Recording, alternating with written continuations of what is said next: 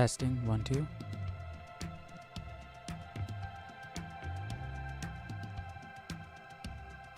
Testing 1. Test.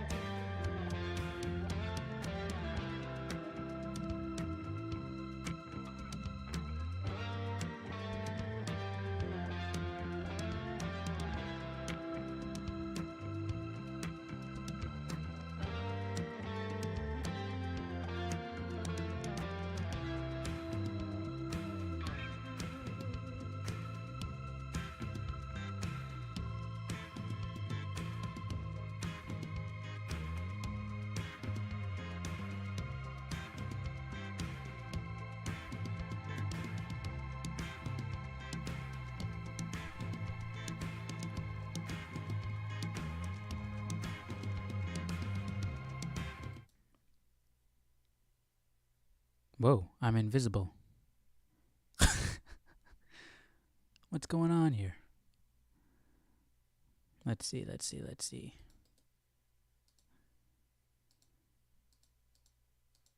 Boom, there we go. Okay. All right, let's check this audio, make sure we're not... Well, first, let me get the text up on screen while it comes up, and then we'll check the audio.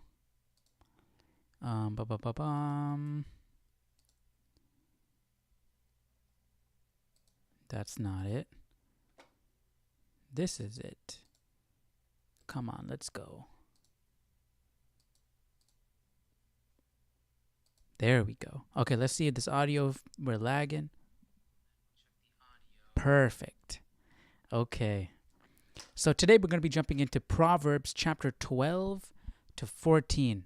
So yesterday Solomon was dropping some knowledge, right? We were getting into some life pro tips, some sayings from Solomon. And it looks like we're going to be getting more today. So these are just like boom, boom, boom, little small blasts of knowledge and wisdom. So I feel like Solomon, imagine like he's coming up with these sayings and he's like, I don't know, he's probably laying in bed. He's like, oh, that's a good one. I'll write it down. So it looks like we're going to get a whole bunch more of those today. So let's dive right in. Proverbs chapter 12. And we're going all the way to 14. Let me get this audio up. There we go. All right, let's jump right in. Chapter 12.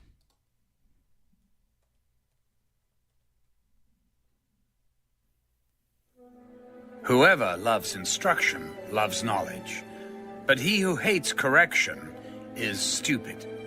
That's a theme we saw yesterday and the day before, right? In order to be wise and to continue to grow in knowledge, you have to be humble.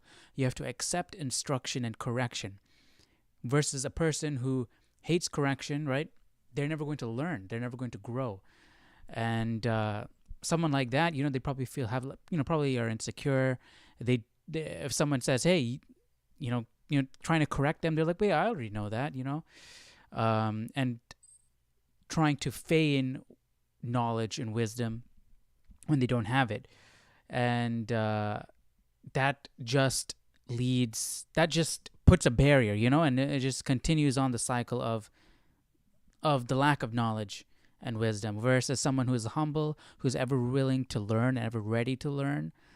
They can continue to grow. So if you can admit that you're lacking in some way, you can take the next step to grow. So you have to be humble. You have to accept correction.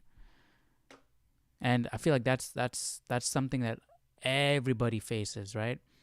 We don't like to admit that we don't know something, and sometimes we have to admit in order to grow. And it might look bad for a short while, but I was watching this Jordan Peterson video, and he was like, I think he was talking about his daughter, right? She was asking a lot of dumb questions. But if you ask a lot of dumb questions, you may seem dumb after that first question, but after you ask a whole bunch of dumb questions, well, guess what? You're not dumb anymore. So in that same way, in order to grow, we need to be humble and, accept correction and instruction.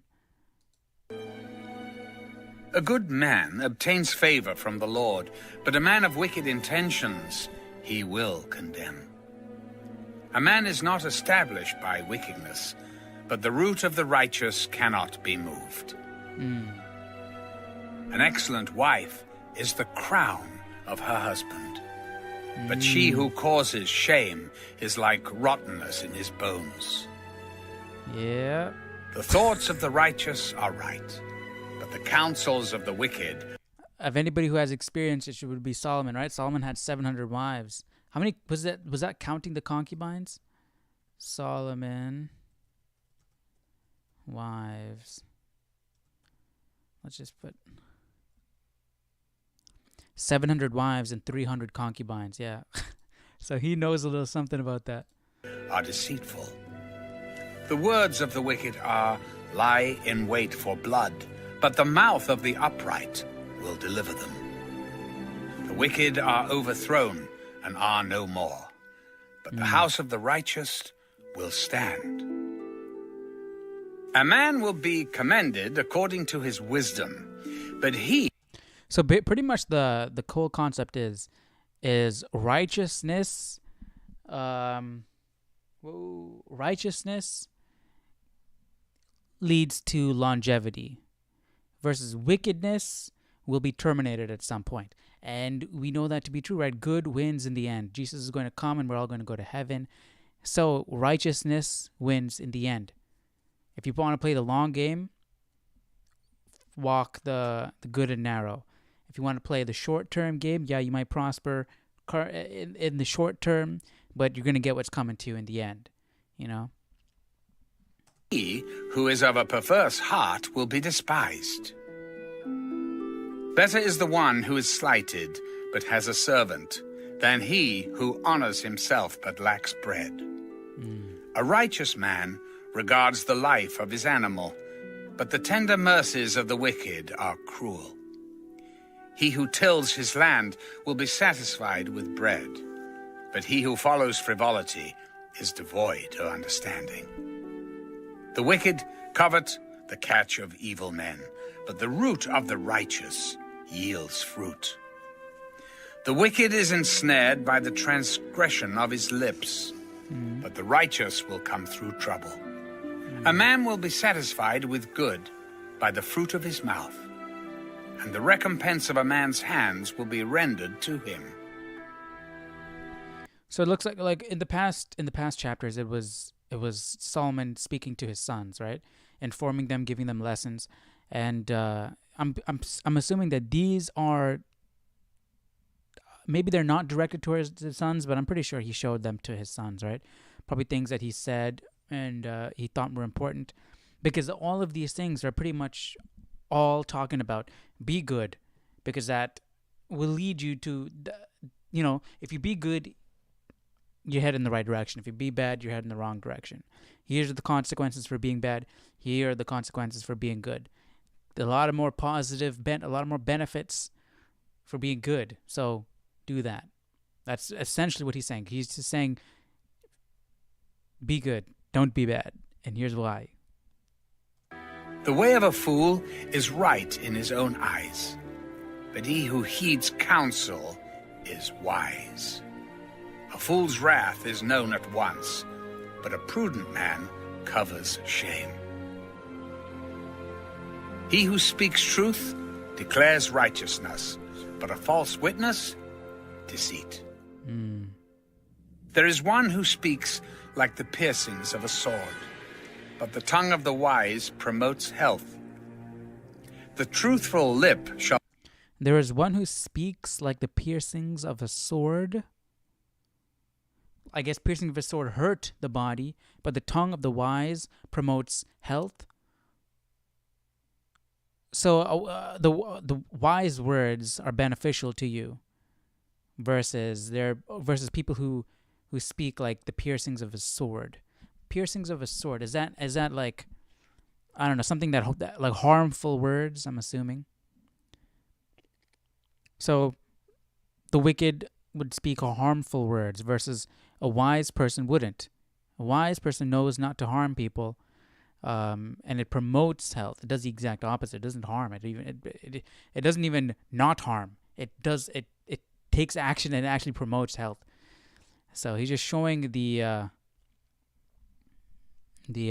disparity between the two.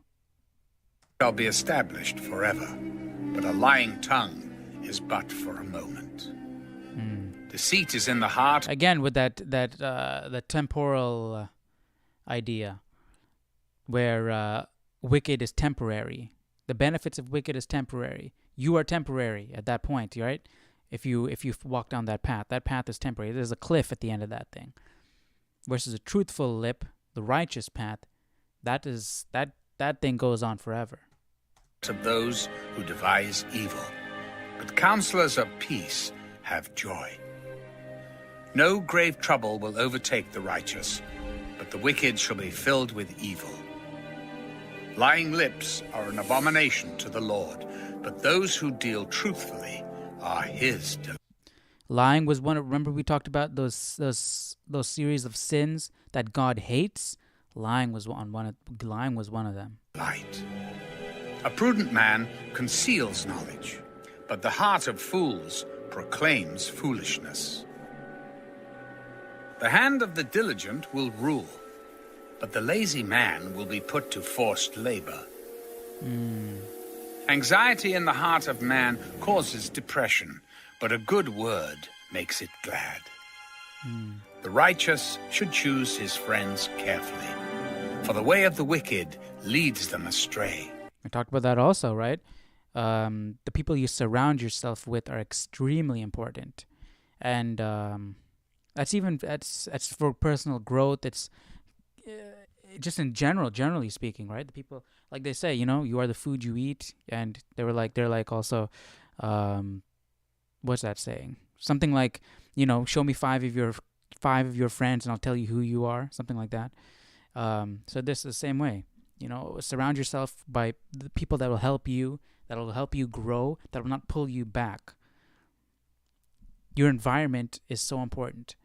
So if you find yourself in an environment or people that are around you that are holding you back, pulling you back, and you're seeing that it's a negative impact on your life, you need to try and find a way out of that environment and put yourself in a better environment that'll benefit you. The lazy man does not roast what he took in hunting, but diligence is man's precious possession. In the way of righteousness is life, and in its pathway there is no death. So you will be fine if you walk the path of righteousness. That we'll see. It looks like we jumped straight into all these sayings. So this was all Solomon life pro tips, one-liner sayings, trying to get you on the right path. Let's see if 13 is the same. A wise son heeds his father's instruction, but a scoffer does not listen to rebuke. A man shall eat well by the fruit of his mouth, but the soul of the unfaithful feeds on violence. He who guards his mouth preserves his life, but he who opens wide his lips shall have destruction. So don't just blabber, right? He who guards his mouth preserves his life, but he who opens wide his lips shall have destruction. That goes along with what we were talking about earlier, what Solomon was talking about earlier regarding making promises. Don't promise on the behalf of somebody else, on behalf of a stranger you don't know, because then you're going to be stuck with the consequences. So, be mindful of your word and be careful of what you say, what you promise. Same way this goes right here. The soul of a lazy man desires and has nothing, but the soul of the diligent shall be made rich. A righteous man hates lying, So don't be afraid but of a wicked hard man work. is loathsome and comes to shame. Righteousness guards him whose way is blameless, but wickedness overthrows the sinner. There is one who makes himself rich, yet has nothing, and one who makes himself poor, yet has great riches. The ransom of a man's life is his riches, but the poor does not hear rebuke. The light of the righteous rejoices, but the lamp of the wicked will be put out. By pride comes nothing but strife, but with the well-advised is wisdom. Wealth gained by dishonesty will be diminished, but he who gathers by labor will increase. Again, with that wickedness, or the fruit of wickedness is temporary. If you want the longevity, if you want that everlasting blessing and gain, you have to walk the righteous path. Hope deferred makes the heart sick, but when the desire comes, it is a tree of life. He who despises the word will be destroyed, but he who fears the commandment will be rewarded. The law of the wise is a fountain of life, to turn one away from the snares of death. Good understanding gains favor, but the way of the unfaithful is hard. Every prudent man acts with knowledge, but a fool lays open his folly. A wicked messenger falls into trouble, but a faithful ambassador brings health. Poverty and shame will come to him who disdains correction, but he who regards a rebuke will be honored.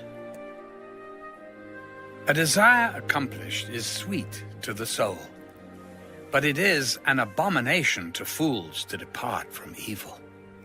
He who walks with wise men will be wise, Same. but the we were talking about companion earlier. of fools will be destroyed. Evil pursues sinners, but to the righteous, good shall be repaid. Evil pursues sinners. So it's not just sinners going after evil. The sinners, taking part in evil pursuits. The evil is pursuing the sinners, because once you sin, it's like you're falling down a hill, right? It's hard to stop. And it feels like the evil is pursuing you. It's coming after you. You can't run away from it, because it's the same what we were talking about in Psalms, with the cords of wickedness around you, right? It's hard to escape. Once you've dipped your toe into it, it's hard to get out. So it feels like the evil is pursuing the sinners, like it's not letting up. It's hard for them to get out of it. It's like they're stuck. It's like quicksand. A good man leaves an inheritance to his children's children, but the wealth of a sinner is stored up for the righteous. Much food is in the fallow ground of the poor, and for lack of justice there is waste. He who spares his rod hates his son, but he who loves him disciplines him promptly. That probably doesn't fly today, but I mean, in the modern society, right? Disciplining your kid by the rod. But I mean, it is beneficial, I feel like. I guess not too much. Don't go overboard, but The righteous eats to the satisfying of his soul, but the stomach of the wicked shall be in want.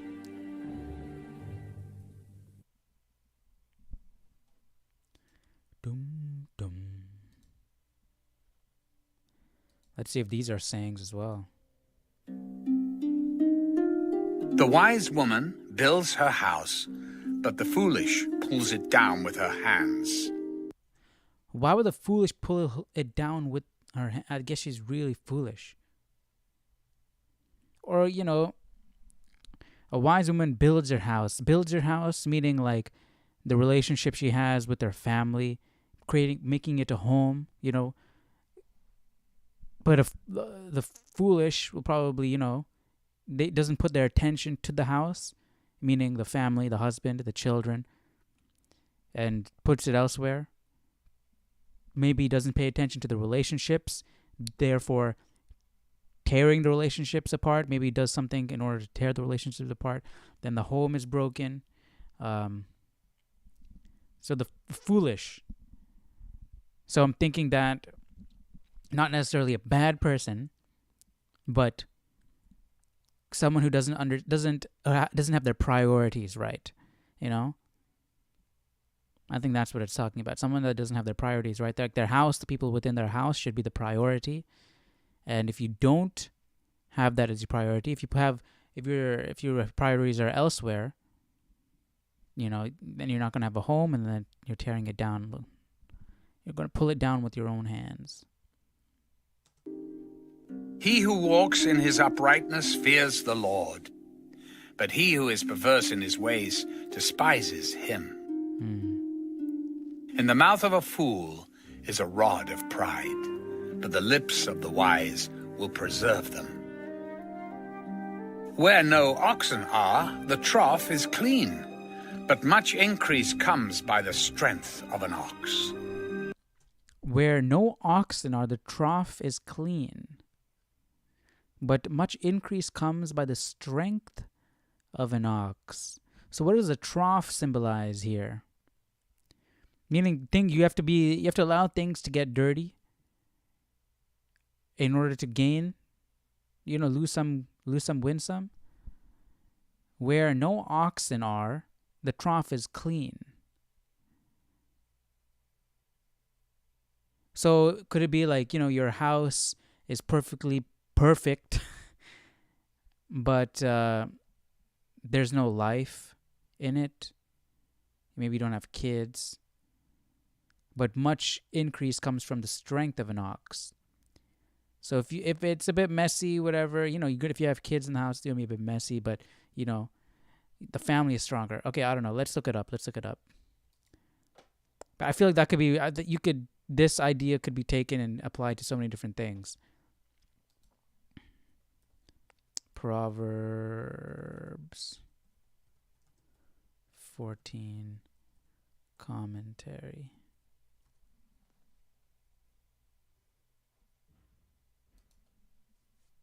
What was that? Verse 4.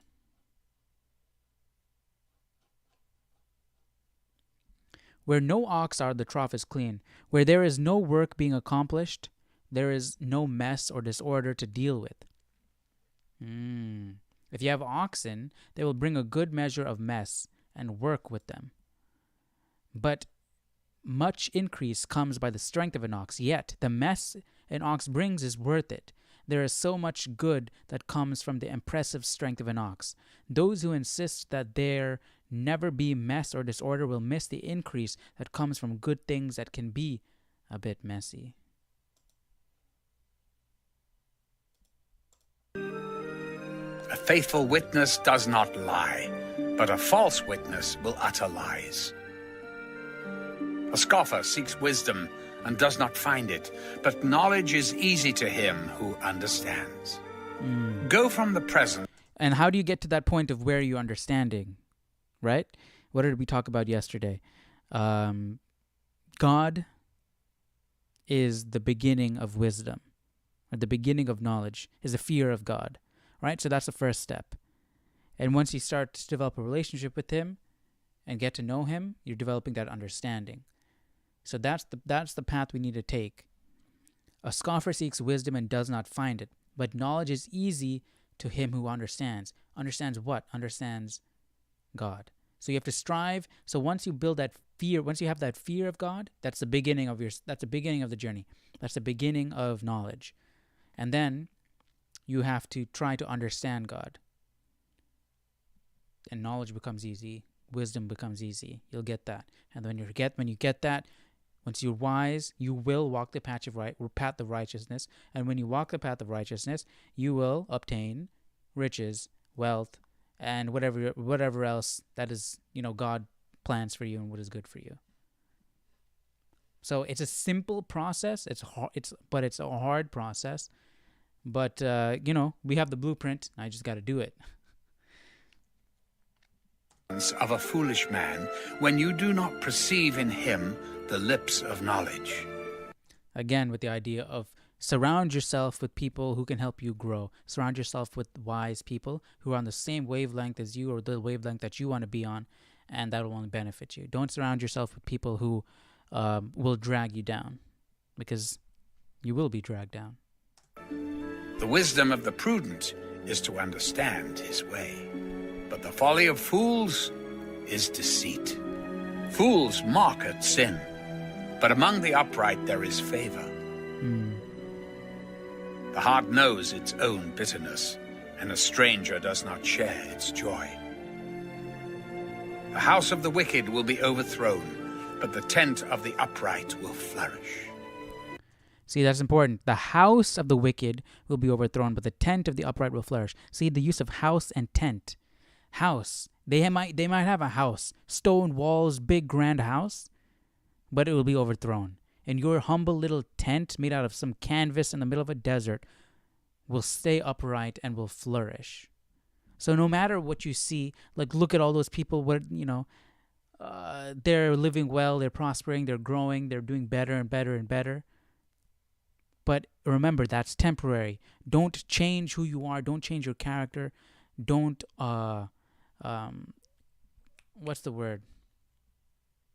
compromise your morals and your beliefs to obtain what the wicked are obtaining. Because it looks like, hey, you might think like, hey, look, I am struggling and doing like what the children of Israel were just talking about in Psalms, right? I'm going through all this. I'm struggling, but look at the wicked. They're prospering. Look at them. They have houses and everything. I'm living in a tent. It's not fair. But know that it's temporary. The house of the wicked will be overthrown, but the tent of the upright will flourish. There is a way that seems right to a man, but its end is the way of death. There is a way that seems right to a man, but its end is the way of death. What is that way? Is it talking about something that, that you feel is right and you're going by your own judgment instead of God's, and that way is death? Let's see what a commentary says.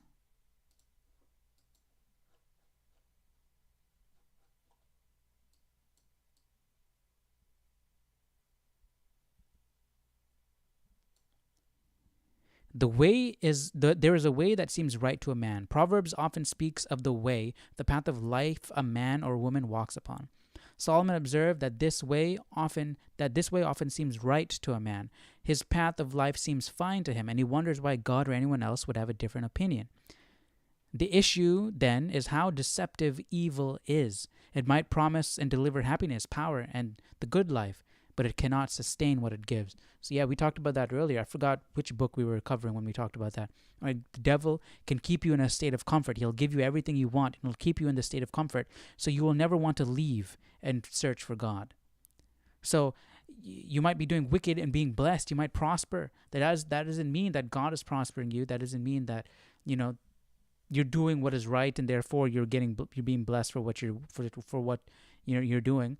No, it could be that the devil is keeping you in this comfortable place, but turns out it's just a padded cell, and you're not going to want to get out. It's like you're in the Matrix. You have everything you want. You're living a perfect life, but you're stuck and you don't know it and you don't want to leave. And that's how the devil keeps you, and he keeps you comfortable. It's not necessarily going to be all hardship, right? Your life is not necessarily going to be hard, right? It makes more sense for him to make your life easy and fun and happy and wonderful, because then you're never going to want to leave. You're never going to want to escape and search for the truth. But its end is the way of death. Though it seems right, it isn't right. It leads to death. Wisdom understands that what may seem right to a man isn't necessarily right. It can in fact be the way of death. This proverb reminds us that the way of death is rarely clearly marked. The safety and destiny of a road are not always as they appear. The deceptive road leads as certainly to death as the plainly marked one. This makes plain our need for a revelation from God. We can't entirely trust our own examination and judgment. To really know we are on the way of life instead of the way of death, we need to fear the Lord and receive His wisdom, especially as revealed in His Word. The principle of this proverb is so important that God repeated it again at Proverbs 16:25. So it looks like we'll get into that when we jump into 16. Even in laughter the heart may sorrow, and the end of mirth may be grief. The backslider in heart will be filled with his own ways, but a good man will be satisfied from above. The simple believes every word, but the prudent considers well his steps. A wise man fears and departs from evil, but a fool rages and is self-confident. A quick-tempered man acts foolishly, and a man of wicked intentions is hated. The simple inherit folly, but the prudent are crowned with knowledge. The evil will bow before the good, and the wicked at the gates of the righteous. When I'm saying simple, I don't think it means simple as in like a simple lifestyle. You can be wise and knowledgeable and be simple. I think by simple it means dull, dumb. We're talking about wisdom, right? What the antithesis of wisdom would be the unwise, the simple, the person who doesn't think, who doesn't pay attention to things, who doesn't try to grow and learn. Not necessarily someone who is simple, like living a simple life, living out in the country and whatnot. That's two completely different things, I think. I don't think it means that type of simple, because honestly, living a simple life, I think, is pretty wise. The poor man is hated even by his own neighbor, but the rich has many Jesus lived a friends. simple life. He who despises his neighbor sins, but he who has mercy on the poor, happy is he. Do they not go astray who devise evil? But mercy and truth belong to those who devise good. In all labor there is profit, but idle chatter leads only to poverty. The crown of the wise is their riches, but the foolishness of fools is folly. Again, work hard, and it'll lead to profits. Don't just sit around, just talk, waste time,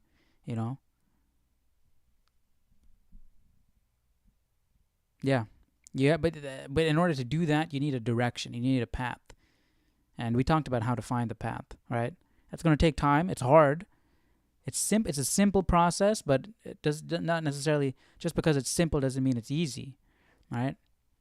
But at least we know the direction and the initial steps to take.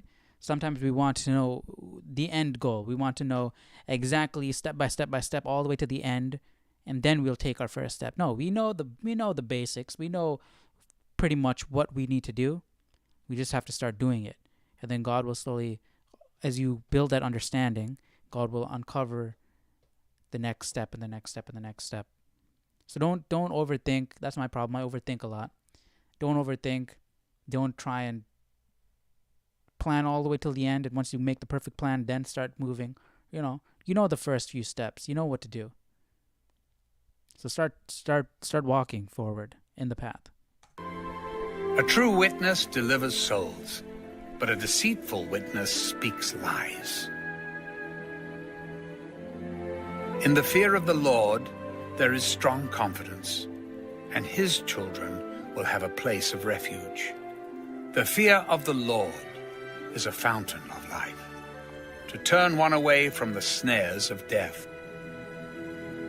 In a multitude of people is a king's honor, but in the lack of people is the downfall of a prince. In a multitude of people is a king's honor, but in the lack of people is the downfall of a prince. I want to look up what that is, because a king's honor shouldn't be tied to the amount of people in his kingdom. I think that's the reason why God didn't like David doing a census on his own, right? It seems like a census should be taken only when God wants you to take a census, because you shouldn't be proud and confident, and your honor shouldn't come from the amount of people you're ruling over, because that's not the point. That's not the point. That's not the focus. You shouldn't be like, wow, look at how grand and vast my kingdom is. I have so many people that I'm ruling over. That means my kingdom is great. No, that's not the point.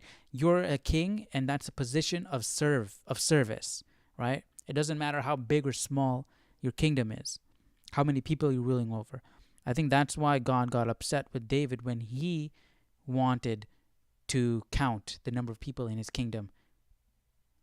God didn't tell him to. He just wanted to do it. I think that's why. And then David went and said sorry and all that stuff.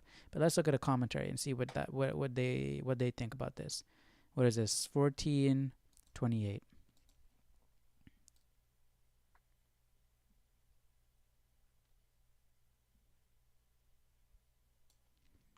In a multitude of people is a king's honor. Kings focus on the glory and strength useful and apparent in this world. With that focus, the more people, the better. The greater the multitude, the greater is the king's honor. Okay, see, so I don't think God would agree with that. I don't think God would agree with that. What do you guys think about that? A prince's power varies with the size of his empire. This statement is generally true of empires. From a human viewpoint, political power is based on the number of people in the party. See, from a human viewpoint. Related to spiritual things, Christian ministry, the principle of this proverb shows the weakness of a worldly humanistic view of ministry. It is of the carnal, worldly wisdom of kings to understand large-scale crowds as the only real measure of success. Okay, there we go. That's what I'm saying. We imagine that the Apostle Paul might rephrase this line, in a multitude of people is a king's honor, but in love, faithfulness, and sacrificial service is an apostle's honor. A multitude of people in ministry is never to be despised, but we should have a greater measure of success than that. In the lack of people is the downfall of a prince. If there are no people to govern, there won't be much governing. In the ancient world, rulers thought much about increasing the populations in their governed realm. The proverb, however, must be held in tension with the biblical teaching that large numbers are of little value with the Lord's presence.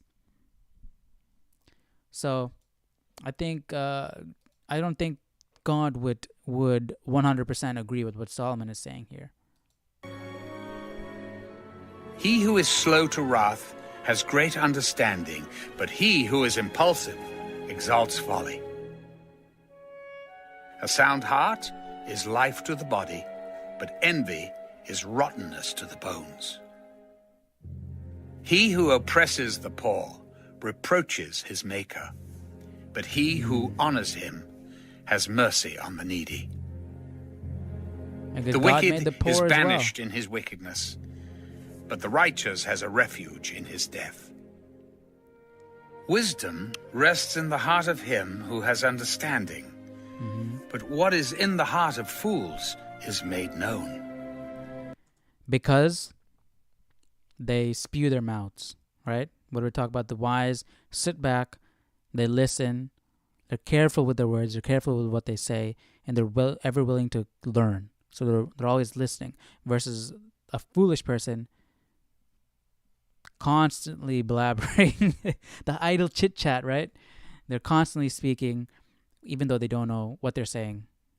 So wisdom rests in the heart of him who has understanding.